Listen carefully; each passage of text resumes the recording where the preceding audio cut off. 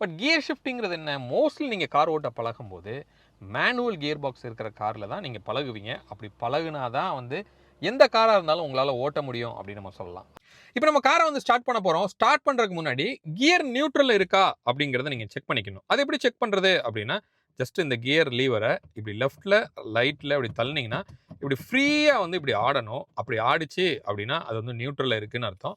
அப்படி make sure பண்ணிவிட்டு கிளச்சை நல்லா அமுக்கிட்டு நீங்கள் ஒரு தடவை கீ ஆன் பண்ணிங்கன்னா ஜஸ்ட்டு எல்லாமே எலக்ட்ரானிக் வந்து ஆன் ஆகும். அடுத்தது அப்படி அடிச்சிங்கன்னா ஸ்டார்ட் ஆயிரும் கீயை. ஸோ இதில் நல்லா நம்ம பார்க்க வேண்டியது என்ன அப்படின்னா, கியர் ஷிஃப்ட் பண்ணும்போது எப்பயுமே கிளச்சை ஃபுல்லாக ப்ரெஸ் பண்ணணும் அப்படின்னு நம்ம சொல்லலாம். ஹாஃப் கிளச்சு வச்சுட்டீங்க பண்ணிங்கன்னா கிர்ன்னு ஒரு சவுண்டு வந்து உங்களுக்கு வரும். நல்லா கிளச்சை அமுக்கிட்டு இடது கையை மட்டும் எடுத்து கியரில் வச்சு லெஃப்ட் சைடில் இப்படி தள்ளி இப்படி முன்னாடி போடுங்க. அதுதான் ஃபஸ்ட்டு கியர். இங்கே மேலே வந்து உங்களுக்கு போட்டிருக்கோம். அதுக்கப்புறம் என்ன பண்ணுங்கள், கையெடுத்து இங்கே ஸ்டீரிங்கில் வச்சுக்கோங்க.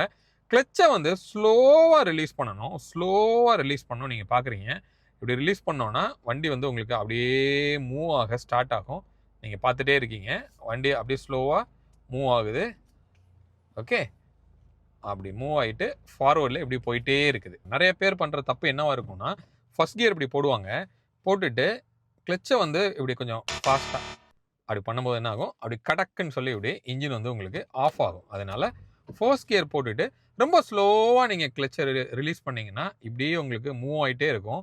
அதுக்கப்புறமா நல்லா ஃபுல்லாக ரிலீஸ் பண்ணும்போது வண்டி வந்து இப்படி மூவ் ஆகுது. அப்புறம் ஃபுல்லாக கிளச்சை ரிலீஸ் பண்ணிங்கன்னா நல்லாவே வந்து கிரால் ஆகி இப்படி முன்னாடி உங்களுக்கு போயிட்டே இருக்கும். அப்புறம் லைட்டாக ஆக்சிலேட்டர் கொடுத்துட்டு ஃபுல் கிளச்சை அமைக்கி அப்புறம் செகண்ட் கியர் போடுறோம். அதுக்கப்புறமா ஃபுல்லாக இப்படி எடுத்தீங்க அப்படின்னா ஓரளவுக்கு இப்படியே கிரால் ஆகி உங்களுக்கு ஸ்பீடாக வந்து போகும். கொஞ்சம் நல்ல ஆக்சிலரேட்டர் கொடுத்துட்டு அப்புறமா கிளச்சை ஃபுல்லாக அமைக்கி தேர்ட் கியர் வந்து இப்படி நீங்கள் போடுறீங்க.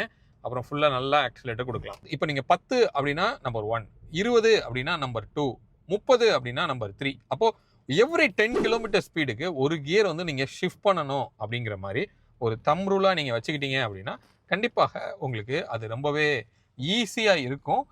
நீங்கள் ஓட்ட பழகும்போது அந்த ஃபார்முலாவை நீங்கள் அந்த தம் ரூலை நீங்கள் கண்டிப்பாக ஃபாலோ பண்ணிக்கலாம்.